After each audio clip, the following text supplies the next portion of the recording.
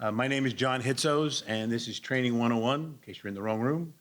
We're going to talk about the basics of establishing the training program, primarily from the perspective of a commissioning agent, but basically talking about the full life cycle of the training program.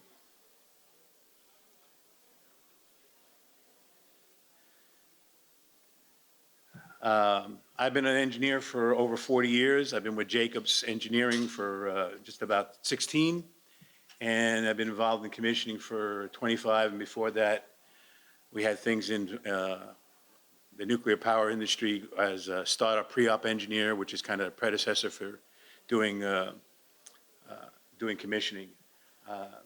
So without further ado, we'll get into it.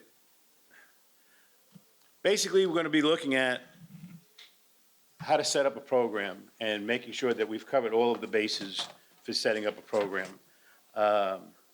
Again, we're concentrating on it from the commissioning point of view, but it does, and for new construction, but it does apply to a remodel, a retrofit, retro commissioning. It can be applied to that also.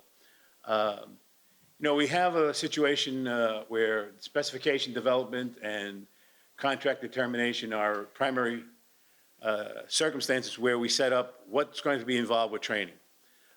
Sometimes the commissioning agent doesn't even come in until much later on in the job and doesn't have a chance to provide some input. So that's why I'm looking at the full life cycle, because for any of the designers or owners or folks that get involved before the commissioning agent, it's good to understand that if you don't put the information into the spec, you're not going to get the product that you want. You're not going to get the training program. You want to look in your specification development and your contract development to see exactly what you're going to identify, and you don't want to identify it with just a single line item that says provide training as required or something to that effect.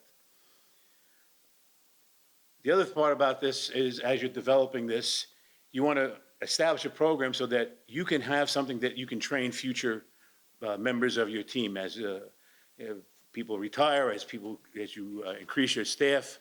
You want to be able to have some kind of a program that's already been established, that's a good baseline, and that you can just basically hand off and provide to somebody who's coming in after the initial training.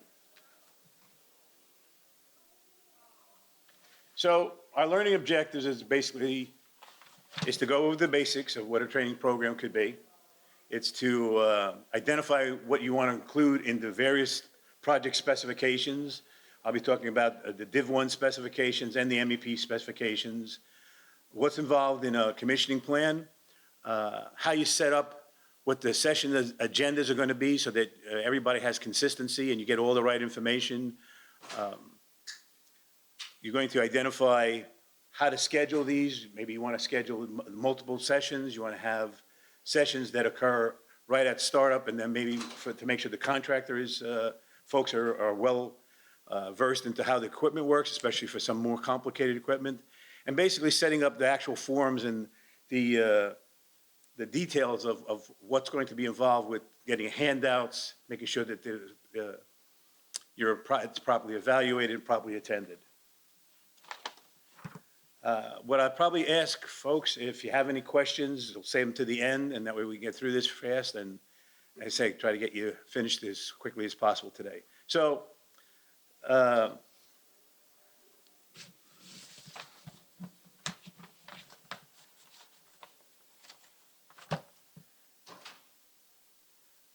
some of the basics is that you're starting this off in conceptual design. So you're going to establish what's in your spec and what's in your OPR, what's owner's project requirements. Obviously, this is coming from the client, and it's coming from client stakeholders and probably the designer of record. What you don't want to do is just assume that what you had on a previous job, what you had on a previous piece of equipment is adequate, and you just copy and paste. As people who, and some of the folks in here are from Jacobs, as people who know me, I'm very much that I don't want to see something that's generic. I want to see project specific. I want to make sure that what you get, whether it's a specification, whether it's a training program, is project specific. It covers what actually that you want to, that you're going to be involved with. So just taking a CSI spec and slapping into Div 1 that you might have used on a previous job really is not going to be adequate if you really want a good program, something that you can utilize and keep for, as I said, to be able to train other people. Besides the project-specific requirements and not just copying and paste, what training level is going to be required? Do you have a new facility where every component is going to be new to people that are going to be working on it? You're building an additional building in a complex, and maybe your facility people are familiar with that equipment, maybe they're not, maybe it's a retrofit. I've heard people say when I've gone into training that, well, we've worked on that equipment before. Well, if you're buying something new, especially in today's day and age of PLCs, programmable cloud, AI, you're going to get something where if you have bought something today, it's not the same as what it was 5 years ago, 2 years ago. It's going to be different. There are different controls, there are different functions, there are different interfaces, Modbus. I mean, there's just BACnet. Whatever it is that you might have had 5 or 10 or even a couple of years ago could be different. So you want to make sure that you're investigating the program for the specifics of what your what level that you need. You need to determine early on, is this something that you're just going to have, the owner's just going to have an outside entity doing all of the maintenance and you just call somebody up? Or is this something that you're going to have somebody that, you're going to have a dedicated facility group or 1 or 2 people or maybe a whole group depending upon the complexity of your project and how large it is. All of those are the type of things that go into the basics of saying, what do we want to determine? We're not just going to say training as required. As a secondary thing, you don't have to do this right up front, but which facility personnel are going to be involved in your training? Is it everyone? Is it just maybe some of the high-level managers? Because obviously training takes a cost from your facility. If you have a guy that's a facility operator, you're doing your maintenance, going through the O&M and going through all of the various things that have to get done, both for maintenance purposes as well as some breakdowns or whatever. You're taking a guy off that crew to be able to train him, and that training could be a half a day, depending upon what you're looking at. So how many people are going to be involved? Who's going to be involved? Is it going to be because your particular plant has multiple shifts? Do you have to have something where now you're making sure that the trainer can come in and actually train on different shifts? Because if you're having a day shift and a night shift, trying to get the night shift to come in during the day just for one training session, it can be a difficulty. I mean, they're not used to, they're used to having a certain rhythm and a certain time frame to go to work. What systems are you going to train on? Not every system needs training. You're not going to train on a panel board. You're not going to train on necessarily a CAV, but you may want training on a UPS. You may want training on a substation. You may want training on how an HVAC system works, or at least a component of the HVAC system. So all of these are some of the decision-making processes that you want to put into your criteria, both from the OPR standpoint, your owner's project requirements, and as you develop the spec, what's in the spec. So as you're looking at the hierarchy and the owner says, this is what I'm looking for, as you get into the spec, you're identifying, okay, how do we give a contractual requirement to say this is what you need to provide? What training criteria, as I just mentioned, we'll have an example of the OPR in a minute, how that ties in. Is there any special industry requirements that you have? I'm working on an airport right now in California, where one of the things that I have to deal with, as much as it's not commissioning, is I have to deal with ORAT, Operation Readiness Acceptance Testing. That's not a commissioning function, but they're responsible for training the airport to actually be able to operate the airport. I'm not worried about somebody going into a kiosk and saying that this is my ticket, I got seat number 12. But they have training about how they're going to be operating some of the gear. What do they do for lighting? How do they fix things if the temperature is too hot or too cold? So you may have associated training, and it's depending on the industry. You may have that with pharmaceuticals. You may have that with power plants. There may be some other aspects that you want to go through that have to do with either safety, have to do with like FDA, depending on your industry. Once you have identified that, now we're also going to look at the other consideration of what's required for lead. Are you going to do enhanced commissioning? There are requirements for training in enhanced commissioning. So if your particular project isn't looking at lead, that might not be something you have to worry about. But if it is lead, you do have to worry about that, and you have to make sure that it's included, and I'll talk about that in another slide. If it's not in the spec, you're not going to get the product. You're not going to get the training. You're not going to get the effort, because the spec is basically your contractual requirement with your contractor, with your GC, with your construction manager. So if you just put in a few line items and you don't say that you want a vendor representative that's actually qualified to give training, and you get a sales rep that all we want to do is talk about the product line, well, he's met the requirement of the spec because you didn't say you wanted a qualified engineer that actually knows what the components do and how they work. And lastly, you want to find out, what do you really want from the commissioning agent? Do you want him to just monitor things? Do you want him to, him or her, to actually attend some of the sessions? Do you want him or her to be available for all of the sessions? I did a waste treatment plant, and they did ask me to attend all of the sessions. And I found out that some of the sessions were really terrible.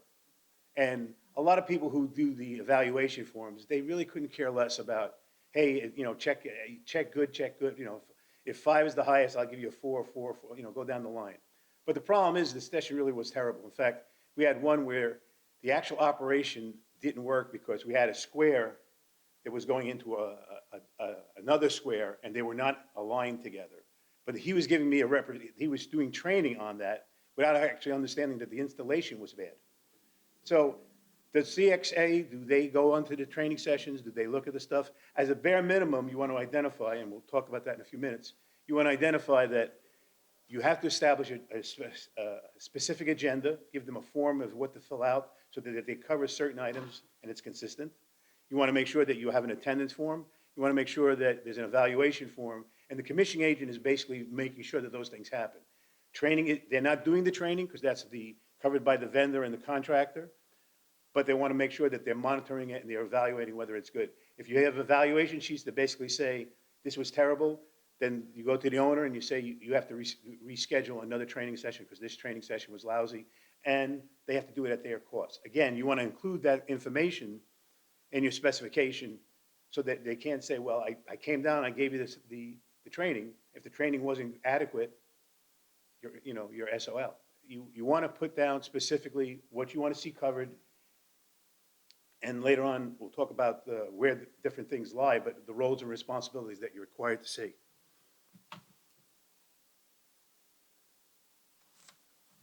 So here's an example of a project I worked on that I took out all the names. And this is an OPR that was developed, and that we actually were in the conceptual design so we could provide some information. So in this particular owner's project requirement, there was a training section, and it identified some of the parameters that you wanted to see. As an OPR, it doesn't have to go into great detail because that you hope is going to be in the spec and later on in the commissioning plan. But it identified the basics of saying, I want a training program, and this is what I want to see happening. And this is an example of that. For enhanced commissioning, as I mentioned, as an example for lead, if you're taking option 1, enhanced commissioning, you'll see that there's 2 statements there that say, verify inclusion of operator-occupant training requirements in the construction documents, specs, verify operator and occupant training, delivery and effectiveness. So what I've just said is establish also in lead that you want to be able to prove that as part of getting the 2 points that are available to you for option 1 in lead. As far as the project specs, the general stuff is you don't just copy one spec that you use on another job and just boilerplate it, or take it from CSI, the Construction Standards Institute, and you just pull out a spec for Div 1 and say, here's a training spec. You want to identify what you're covering, and do you have a spec? I've had projects where there is no training, Div 1 training spec, and as specification 101, if it's in Division 1, it applies to the full job, or it should apply to the full job. Some people don't always look at Div 1, but It applies to the full job. So that's kind of the parent document of all of the other places that you want to talk about training in the Div 22, Div 23, Div 26. You may have a statement there because it might go into some more details for that particular discipline. But in general, how the program works and what you're going to be paid for, you should establish as a specification for Div 1 for just training. It may say training and demonstration.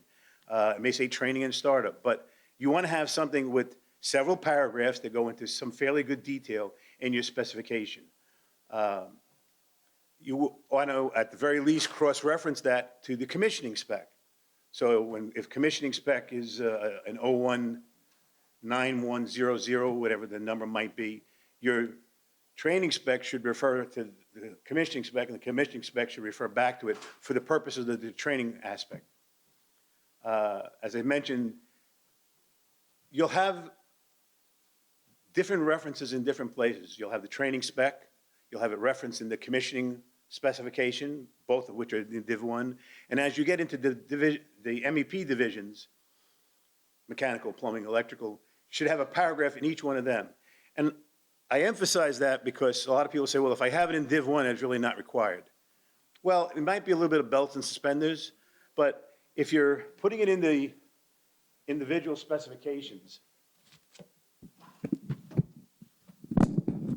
I hope this works.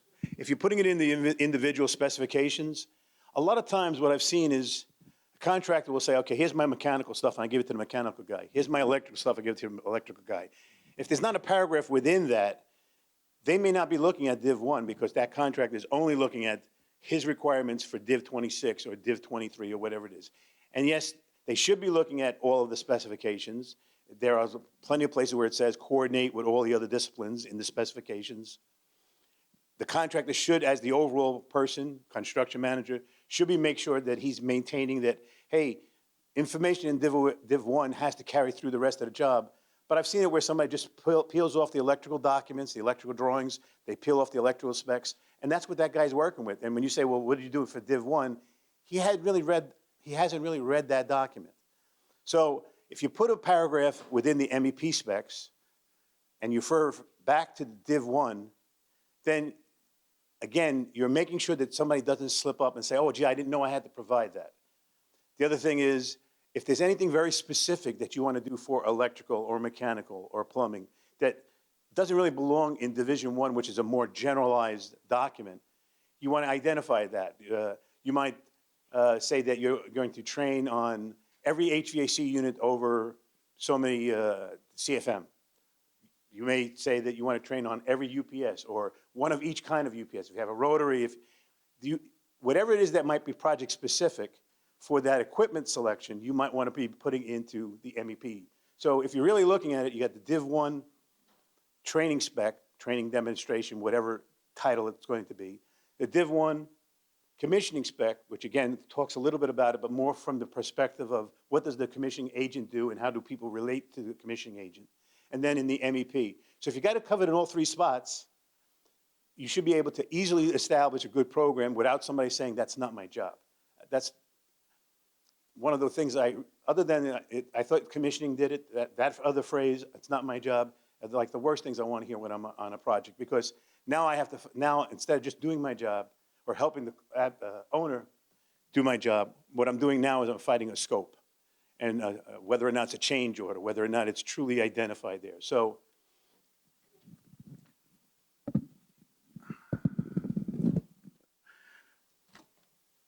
if there's any other project requirements, so you want to put that in, identify whether it belongs in an upfront document, the parent document, or in the individual discipline documents. 5A is basically a continuation of what I just said. Here's a suggested, excuse me.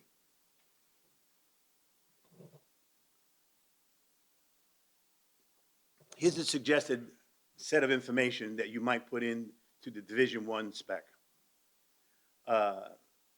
This whole section now at 5, I'll talk about the individual one. So these are basically things I've just talked about that if you have a training spec, let's call it 017900. These are the things that the actual statements that you might want to include there. The training, like I mentioned, is a vendor representative or an application engineer that's fully qualified. You do not want to have a salesman, because that's a wasted training session. It doesn't do you any good. The guy is basically just going to talk about what the history of the firm, what they do, where they're located. He's not going to do troubleshooting. He's not going to identify how the components work, what the sequence of operation is. Identified one of the third bullet there. You want to identify in your specs, how many days notice do you want to get? If you're asking for an agenda, you want to see what the guy's going to cover, how he's going to cover it. Is he going to do video recording of the thing? You want to get all of that from him. How many days in advance do you want to get that? Because if you put it in the spec, you want him to send you his agenda. What we've done from my company is I actually give him a template of what I want to see so that every training program works exactly the same. All of the steps aren't applicable to every piece of training, and we'll see that in a few minutes, but I give him an agenda form, and I ask him to fill it out and say, how are you doing this? Are you covering all these points? Are you going to do a videograph? Are you going to have handouts? I want him to tell me in advance if there's any variance or a deviation from that requirement. Because if there is, I want to comment on it. I want to say, well, wait a second, why aren't you coming out with a handout? How are these guys going to understand what you're talking about? I don't expect you to have the full O&M manual, but you should have enough information to provide a handout to identify what you're talking about. So then when somebody walks away, they don't say, gee, that was a good thing, but I kind of forgot what the guy said. So when you're looking at 5A and you're looking at 5B, basically I'm just identifying some of the things that you want to identify in your spec. Actually put this in your spec. Cut and paste this in your specification. Do you want to have your training start off with some folks kind of like here in a classroom where the guy kind of gives you a general overview and then moves to the equipment? Because if he's not doing that, then you're hoping to catch enough information while you're at the equipment looking at the training. Understand that when you're looking at the equipment, not everybody can really fit in the front. Not everybody can ever hear everything that's said, especially if it's a chiller going and it's making a lot of noise. So you want to at least have that upfront review so that you understand what he's going to say, you understand what he's going to cover.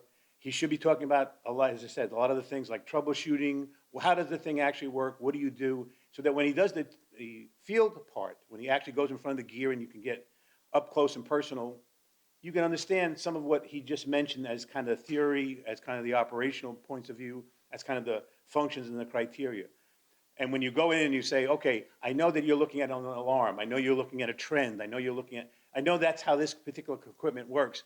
You can ask, gee, I don't see how you covered that. How do you cover when there's an alarm? What do you do? How do you silence it? All of that should be part of the training. He may or may not cover it. If you have the classroom part, at least you're getting a better overview so that people should ask questions. I know during training, a lot of people are very reticent about asking questions. It's like, I don't want to enter into that realm where I'm asking a question. But if you have a good training classroom part, it at least tells people, hey, he covered this in the classroom, but I don't see how he actually covered it with the equipment. So you really should meld both things. And again, looking at the specification, this is what you would have, some of these items, some of them may not all apply, but if you want to have a project-specific program, you want to put these in your Division I training specification. Associated with that, there's the Division I commissioning specification, typically 019100 or a number like that.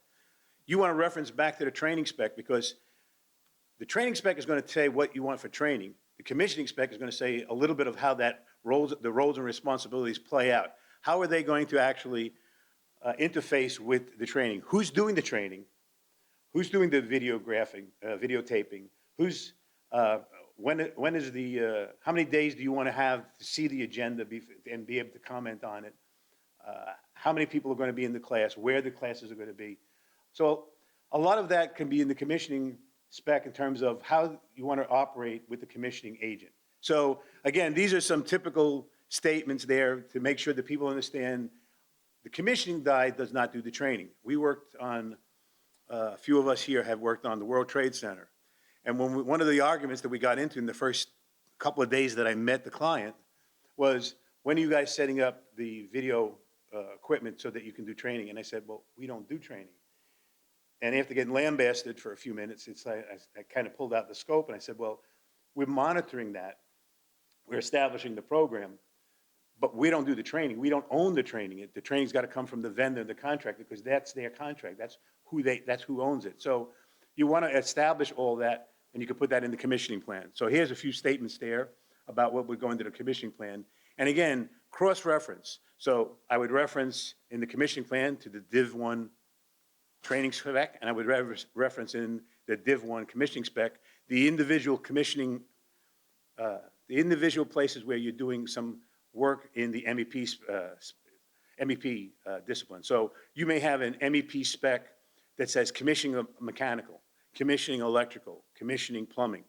You want to include that cross-reference. So again, it always goes back so that you have transparency and you have continuity of all your information.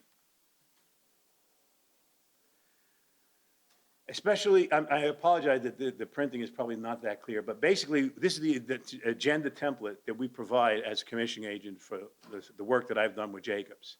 We basically give them this 3-pager in advance and say to every vendor, as applicable to your particular discipline, we want you to fill this out. We want you to make sure that this is what you're going to cover during your session. And if you can't, we'd like to know what you can't do. So the first page is just a general statement saying, hey, you need to provide all these things. Here's a checklist to make sure you're doing them. The second page actually gets into specifics of, excuse me.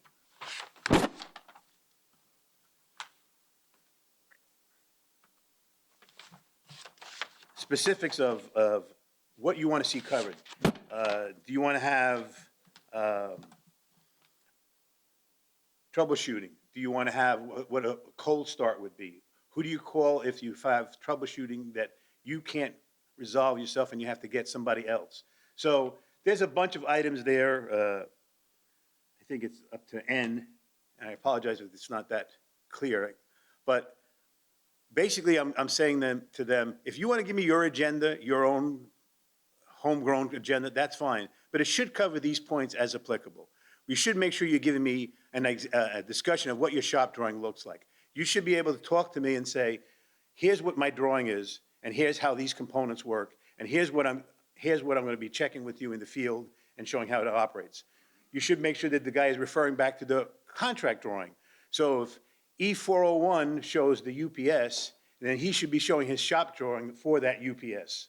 And he should be able to go through that. Because again, you don't know if your people that are working for the facility are more mechanical than electrical, more electrical than mechanical. If they're new, they've never seen this piece of equipment before. Some people have seen it a dozen times, but this is a refresher. So he should be going through that. This is a list of some of the things. And lastly, here's an attendance sheet. He should make sure that as he's having a program, as he's setting up his program, he's giving an attendance sheet to everybody that they fill out anonymously. You really don't need them to pull out their names. Excuse me. He's giving an attendance sheet of who's showing up, and then here'll be an evaluation sheet that they fill out anonymously at the end of the job. So this attendance sheet is basically supposed to match what the client has said that he wants his people. And the commissioning agent should be checking that to make sure that if the client said, hey, I have these 5 guys from one shift and these 4 guys from another shift, well, do you have an attendance form that shows that anybody showed up? People get called away. There could be emergency for some operations issue at the plant. They're obviously going to attend to that rather than go to a training session. So you're basically telling the vendor and the contractor, here's what I want you to fill out and give out. And at the end, we provide them with an evaluation form that basically says, how did you like that? Rated from 1 to X, 1 to 5, 1 to 10, whatever. And that's what we'll use to say whether or not we thought that it was an effective training. As I mentioned with the other specifications, this would be a typical example of what to put in some of the MEP stuff. Go to that second point, the contractor shall schedule a training session, provide written notification, coordinate with Division 1 specifications, conduct a training session during which maintenance and operational aspects of equipment, provide handouts unless noted otherwise, videotaping of the project training is required. So again, if you don't say that the video taping is required, you're not going to get that, or he's going to ask you for a change order. And even more than that, you might want to say, hey, I want this done in a way that I can actually, it's a functional training doc, tape recording. I've had where we were by a chiller, and it was so noisy, and the guy really wasn't trying to talk to the point where you could actually hear him over the noise, that the tape was basically useless to me. I mean, and one of the things I did was I went through the tape. If I was actually at the training session, if I was allowed to go to that, if that was part of my contract, I would have said right there and then, let's not go any further unless you can do something about stopping the equipment, talking a little bit, or somehow making sure that the video is going to capture what you're talking about, because basically it's mouth moving and the machine going. Next step of this is, besides once you get the specs, is what's going to be in the commissioning plan. This little picture is the cover of a commissioning plan that I worked on, and obviously we established what the roles and responsibilities are. We're identifying in the commissioning plan, like we do with everything else, it's our cookbook. How do you do something? Where's the interface? When do I do something? Do I do it during the design phase, construction phase, the testing phase? And when do I do something? How do I document it? So you're not really creating extra work in the commissioning plan, but what you're doing is you're taking the work that was in the OPR and that was in the specification, and you're providing them with a way to say, how do you do it? If we covered something, here's a component, here's a thing that we want checked. How are you going to check that? So you might identify a timeline, like, do you want to do a training at startup? Do you want to do a training at functional test? Do you want to do it after functional test? Do you want to have more than one training? Maybe the contractors folks who are going to be running the equipment after startup need to be trained on this, because this vendor is not coming back. And if the vendor doesn't come back and you're doing a functional test with people that don't know how to operate the equipment, it's not the commissioning agent's equipment. You're operating the client's equipment before it's turned over. And before it's turned over, you have the situation where the vendor has done his startup, he's done everything he needs to do. So now what do? You want to make sure that you have folks that are going to operate that during the functional test that may know how to do it. Simple things, probably not required, but on some of the more complicated equipment and things that have paralleling switchgear, that have programmable controllers in them, that operate the sequences, you might want to make sure that the contractor, the technicians, are also trained. So it might be something that you may need to have multiple training, both for the site and for your own facility people. Or you might want to have your facility people come down at that particular time. All of that can be identified both in the spec and further identified in the commissioning plan. So again, just to give you this was in that little document, that little colored document there, where that's a Bill, I think you can recognize that building, right? I thought so. And in that, one of the parts of that particular CX plan, part 6, I just cut and paste what I had from what was in the commissioning plan. Basically, how you coordinate training sessions, how you develop the agenda forms, how you work with the contractor. All of this was to make sure that folks that have to look at what do they need to do to go from point A to point B, who do they have to contact, you want to have it in your commissioning plan. This is a suggested, these 2 pages are kind of suggested of what you want to put in there. When do you want to have the training? Do you want to have it before turnover, but after functional test, during functional test? The agendas, as I mentioned and I showed you before, they can take the form that I just showed you, a couple of bullet items. I think I put down 15 or so bullet items. You could leave it as a couple of general items, but again, what do you want? How complex is your facility? If you're on a data center, you want to make sure that you're really telling these people that, hey, I want to make sure everything that I need to know is identified. Every single thing. I want it in detail. If you're working on a building, you want to probably talk more about the BMS. If you're working on a garage, probably less than that. But you want to have something in the agenda that is applicable to what you're going to be doing, what you want to see happen. Again, if you spell it out, you can't have somebody later on say, that's not my job, it's not in my scope, I need a change order. The other thing is, you want to have consistency so that if you're training on electrical, you're training on mechanical, you're training on plumbing, people are used to the same format. They're used to the same forms. They're used to the same, seeing the same kind of consistency in your classroom and your field training sessions. They're used to being able to say, okay, this guy's going to show me how the system works, how to troubleshoot it. I'm going to go there. He's going to operate it for me. Show me what happens for a black start. Show me what happens if something goes bad, if an alarm goes on. How do I activate that? What do I do if I can't do it myself and I need to call somebody? Who's the contact point? So your agenda kind of helps you identify that. Make sure that you're telling the vendor representative, make sure you bring a handout. I want to see something. I want the people that went to the training to leave with something in their hands, because most facility guys don't get an O&M manual. You may have one O&M manual that's somehow on a bookshelf somewhere. It may be that somebody provides you with a disk or a thumb drive that says, hey, my O&M is on that. And it could be, again, if somebody didn't identify what's required on the O&M, that you got a lousy O&M. You did not get a project-specific O&M. You got a generic O&M. This is how air handler XYZ works in general. And it might be XYZ, ABC, and DEF, because it covers all three of those. When you get the handout, you're hoping that he's going to be giving you a handout, especially that you tell him that, of what he's actually going to cover for the particular equipment that you're working on. Because your particular equipment may have some caveat, it may have some options that's not available in general, or that you need to really make sure that you're aware of because you didn't have it on your previous job.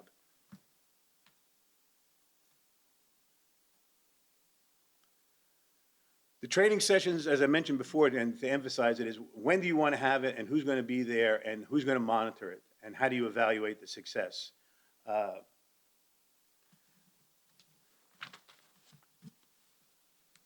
Whether you allow the commissioning agent to go and be an attendee, or whether you just have the contractor there, who's monitoring it? I've had some sessions where the contractor set it up, got a room for the classroom part, set it up that he was going to be in the field and made sure that the place was cordoned off and had the yellow tape around the areas that they were going to be, made sure everybody had PPE. And then he left. And the vendor was just providing the review. And I didn't think that that was correct, because I think that the contractor should have been there. And I called him out and I said, hey, you know, I think you really need to be here. I wouldn't have known that if I didn't attend. The vendor could have conducted it. And the reason I say that is, again, for safety purposes, this vendor hasn't been on the site. He doesn't really know what else is going on in the site in that particular area. Is there other construction going on? So you want to make sure, again, are you identifying in your training session who's going to be there? How do you make sure that everybody who was in attendance got on the attendance sheet? Did everybody get an evaluation form? Did you collect all the evaluation forms? These are mundane things, but if you're trying to evaluate, because you're spending, the vendor that's coming out to do training is probably costing you at least $1,000 a day. That's probably an old billing number that I'm used to, but usually about $1,000, $1,500 a day for him to come out and conduct an 8-hour session. So if he conducts an 8-hour session and you get your money's worth, that's great. If he's out there for a half hour and he leaves, that's not so great. If you get an evaluation that does not reflect that he did a good job, well, that's not so great. And like I said, a lot of times by having a commissioning agent available, he can also provide a good analysis, because like I said, some people don't want to necessarily say, the facility guys, hey, this guy was lousy, or, you know, like any meeting, just like when we do any of these sessions, not everybody pays attention. Some people are on their phones. Some people are doing something else. With a training session, a lot of the times that gives people that are so busy during the day, they have some quiet time where they can, especially in the classroom part, where they can maybe do something else while the guy is up here yakking. So if you have the commissioning guy there, no matter what, you'll get definitely one firsthand evaluation that basically says, this guy gave a great presentation. He really understood the equipment and understood how the equipment operated. He explained how the equipment operated, and he made sure that everybody had a good sense of what they needed to do. He may have gone through, if there are 5 people, 10 people, he may say, hey, I want you to turn on the equipment. I want you to adjust the VFD to go up and down. Get people involved with that. But again, Is he supervised? Do you want to have a contractor there to make sure that if somebody is doing that, they're doing it in a safe manner, that they understand if somebody's playing around with the gear, what's happening on the upstream equipment? What's happening on the downstream equipment? Usually you're not operating a piece of equipment completely segregated from everything else, isolated from any other interface. So you want to make sure that the contractor is there just to make sure that if there's anything that he needs to be aware of, he's taking that into account. The vendor's not going to know that. And a lot of times the CX guy is not going to know all of that because, again, he's not there every single day and doesn't know all of the functions that are going to be involved. So once you have, if you want to have a training session that's successful, and you want to make sure that everybody is getting what they need to have it, you want to make sure that, first of all, you give enough notice so that the people that have to be in attendance are aware that they have to be in attendance. Just because you told the client your point of contact and he said, okay, I need these 4 people. Who contacted those 4 people? Who's responsible for contacting those people? Making sure that they're, if they couldn't make it, do you need to reschedule the meeting? What documentation are you going to get? As I said, you want to make sure you have the handouts. You want to make sure you have the evaluation sheets. Do you have the time and space available? Who's setting up the area? Because as you know, on a project where you're doing some testing and then you're doing this training, there may be other functions going on that they're still working in heavy-duty construction mode. So do you have the right to tell somebody that's working on installing a wall next to you and putting in rebar that he should stop what he's doing because the dust and the noise from their portion of work is now affecting what you're doing? So that's a coordination effort that has to get done, again, through the contractor, so that you make sure that that space that's available for you, where you're going to be, is someplace where they can actually have a training session. And then the same thing with the classroom. Do you have a classroom? Are you like trying to get 10 people around in a gang box and then just have a kind of off-the-cuff conversation? You want to have people be able to have a reasonable approach to training. And all of this is really just common sense. You just want to make sure that your training program is established so that you have rules and regulations, you have established roles and responsibilities, people know what's going to get done, and people doing it in a consistent fashion so that you create a baseline, that once you create a baseline, that document, that videotaping that you have, that O&M handout is something that you can use for the next staff, for the next year, for whatever's coming out. You have turnover in staff. So you have a baseline document that you can work with.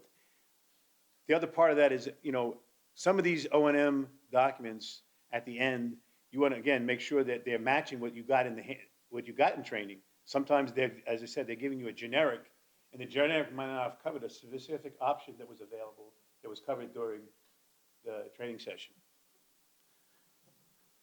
Yeah, we're right on time, good. So you've seen basically what the coverage here is, that you set it up in the beginning, high-level document, OPR. You identify it in the various specs, Division 1 electrical, Division 1 commissioning, Division 1 training, or training and demonstration, or whatever that name is. You try not to avoid having those specs. Some people are, especially on smaller jobs, they try to have the very minimal amount of specs, especially that you can pull out the CSI template and just cut and paste and change the header or something like that. You know, even if you did minimal amount of work, you want to have something that gives the contractor the requirement to do the work. And you want to make sure that it follows through from the MEP stuff. It's in your commissioning plan. And then once you have all that, it's just now setting up meetings and talking about it, making sure that you're setting up the meetings with the various people so that they're knowing ahead of time, okay, like a kickoff meeting for commissioning in general. These meetings are basically kicking off the training session. What are you going to be doing? When are you going to have this? When are you going to have training? Are we prepared for that training? Did you have the room? Is the vendor coming? Are the people coming? Because again, you have to be a little bit flexible. You can't say, well, we're going to have it on May 2nd, and then all of a sudden everybody says, well, we got this emergency, we can't come. Well, you have to be flexible and change it around, because otherwise the guy says, well, I came, I did my part, and if you want me to come again, you got to pay me another $1,000. So that's the session. And if anybody has questions, we have just about 14 minutes or such. Yeah, so good session. I agree with everything you said. One thing. Will you talk to my wife? I need her, I need her to hear I'll see what that. I can do, right? So one thing I wanted to add, though, that we've had good luck with, and then we teach in our training classes in our training center, is the importance of not just the equipment-specific training sessions, but to also try to have a session with a design engineer, potentially the test and balance company, and the commissioning provider. And it's kind of a wrap up. So it's not equipment specific or even system specific. It's more in line with understanding design intent, and then how did we get where we did at the end of the commissioning process. So, I mean, this is a room full of commissioning providers. We make changes to the system. We have to make changes that aren't clarified in the design documents to make systems work. I've had real good success, and the TAP firm has to do the same thing, right? I've had real good success getting in front of the right audience with the owner and being able to communicate those things, especially if they couldn't be part of the commissioning process, because there's that handoff that doesn't happen sometimes. So all the sessions that you talked about, that's really good, but there's that missing piece, right? And I feel like it doesn't always get communicated to the owner. I agree with what you're saying, and that's kind of what I was identifying when you're talking about the OPR and the initial design specs, where it is the designer and the client. They're the primary stakeholders that are identifying what's the requirement. Sometimes the commission guy isn't even there.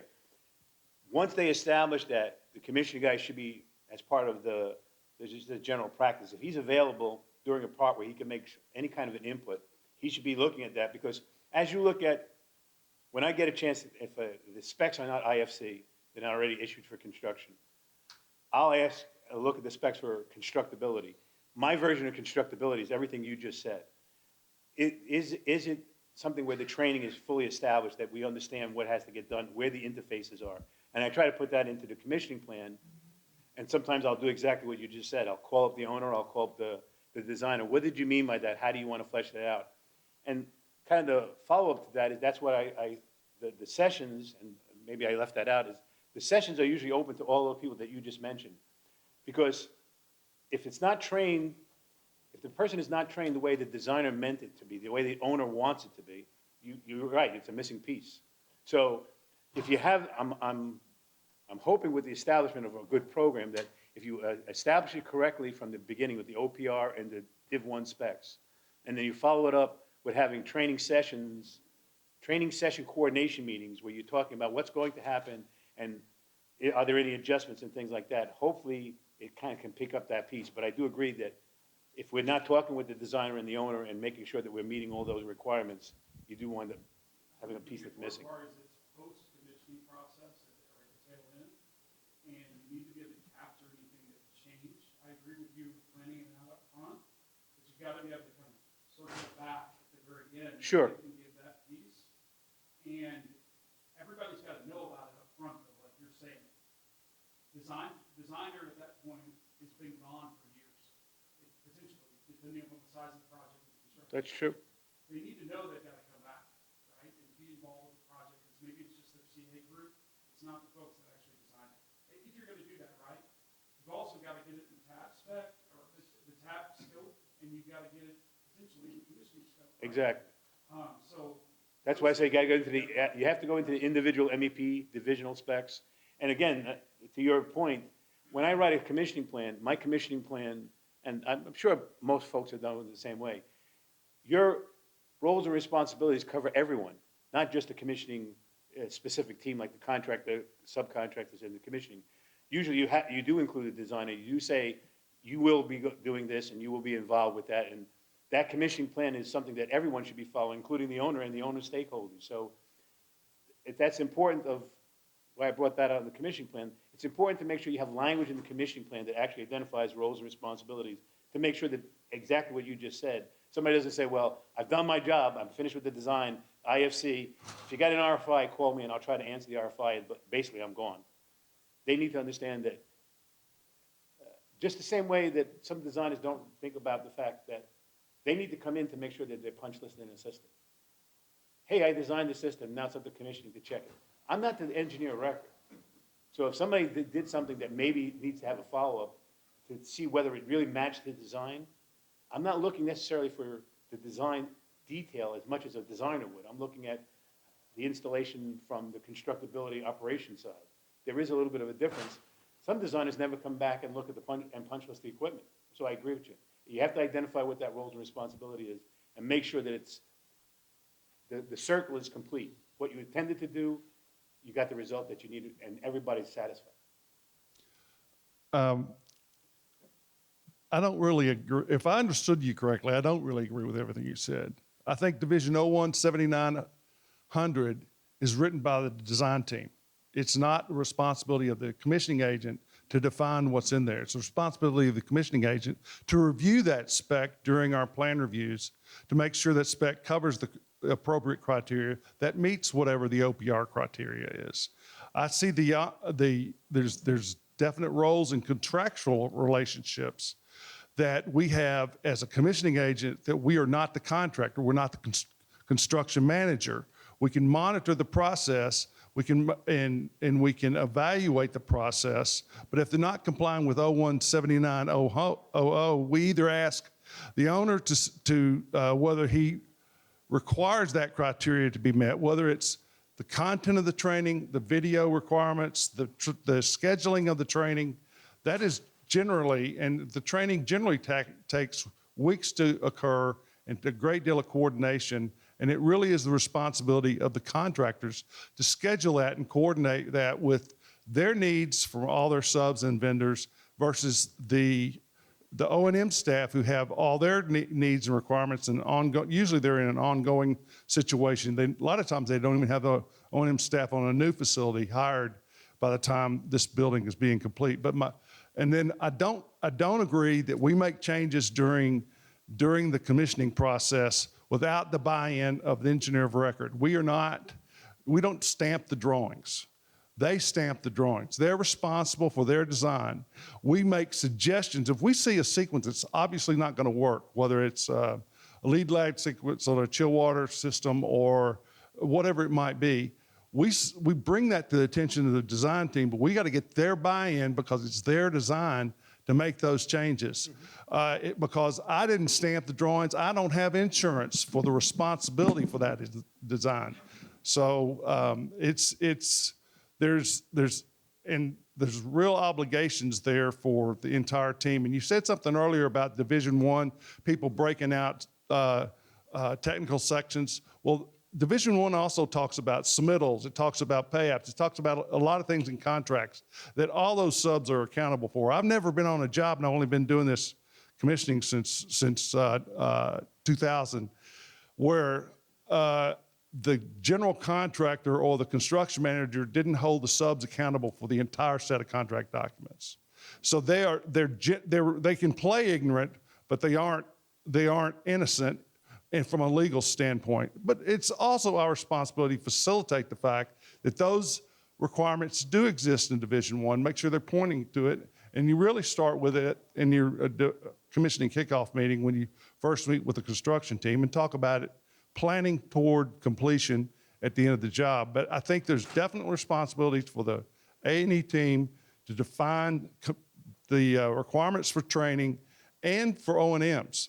We are to monitor it and review it to see if that's in compliance with the OPR and what the donor has expressed to us they desire. Well, let me respond to that because I do think that there's a misunderstanding. As I said at the beginning of this is the overall process, more from the perspective of commissioning, but for everyone. So I did identify that this should be put in. If the commissioning agent sees that he does not see these specific things, he should be calling them out. He can't make the change to the spec himself. He's not the designer and he's not the owner. But he should be aware of that because later on, kind of to refute your point, when you're doing commissioning and the owner says, is my people properly trained? Did I meet lead requirements for that information was included in the construction documents and that my people are properly trained? That's a lead requirement, and that usually, because it's in enhanced commissioning, falls upon us to make sure we're making the comment. We can't make the change, but we can make the comment, and we should be aware what that comment should be. As I said, those two line items that I highlighted in bold, they come right out of lead. So you do have to be able to. We can't force that to happen. No, and I know all I can. They don't work for us. No, and that's the misunderstanding. There's nothing that in that presentation that identifies what we're going to tell them what to do. If we did, then we would have to be paying them to do it because we would own that spec. They own the specification, but what we're trying to do is making sure that we're establishing a program. So if we know where the difficulties are going to lie, because if we wind up being the guys at the end trying to deal with it, we make sure that we adjust it. But as I said, this is a life cycle approach for folks that I mentioned, who are they're designers, they're builders, they're contractors, they're whatever. They need to make sure that they're aware of how that fits into the program. So the difference is I wasn't suggesting that we make those changes, but that we be aware of what they need to be and see some of that language that meets that. Because otherwise, if somebody says, is the thing going to be videotaped?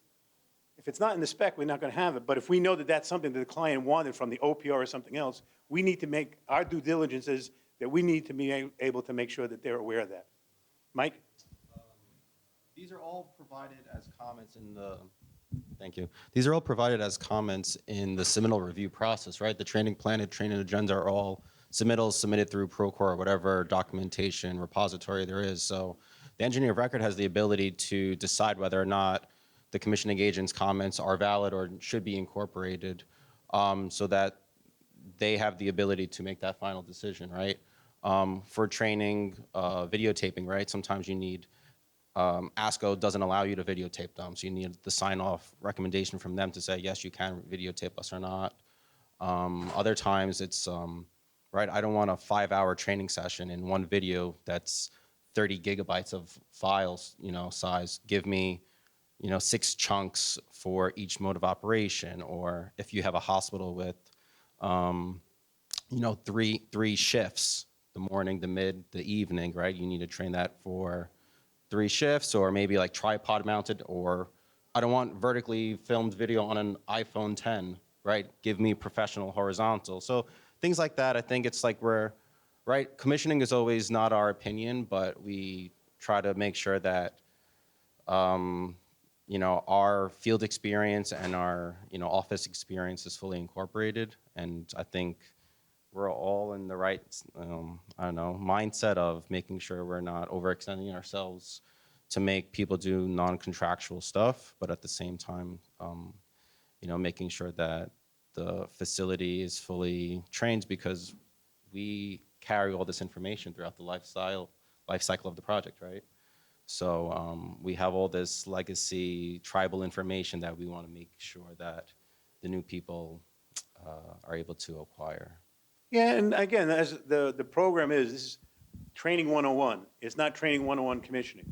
It's training 101. It's setting up a training program.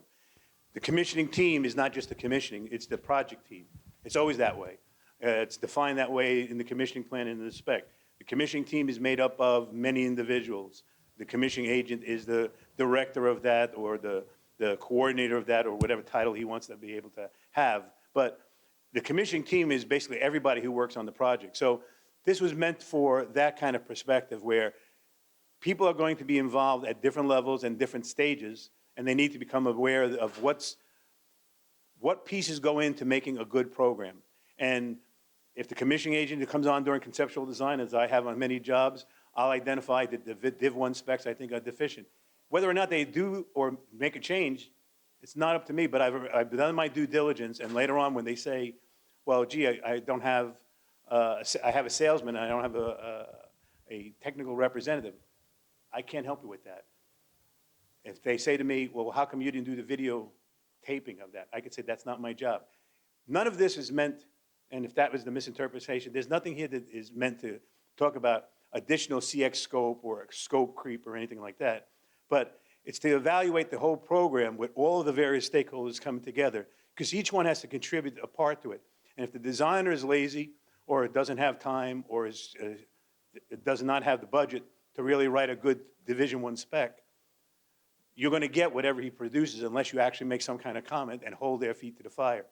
And that, as a good commissioning agent, I'm trying to be aware of all of the various aspects of that to be able to make sure that when it does come to my time to do commissioning of that function, whatever that responsibility is, all of the processes that were required have already been done, already been recorded, already the program's already been set up, and I'm not getting the push that says, that's not my job. As I said, other than, I thought you guys commissioned that, it's not my job is like the second worst thing I like to hear after I've done a job. So Thank you very much, everybody. Good question. Thank you.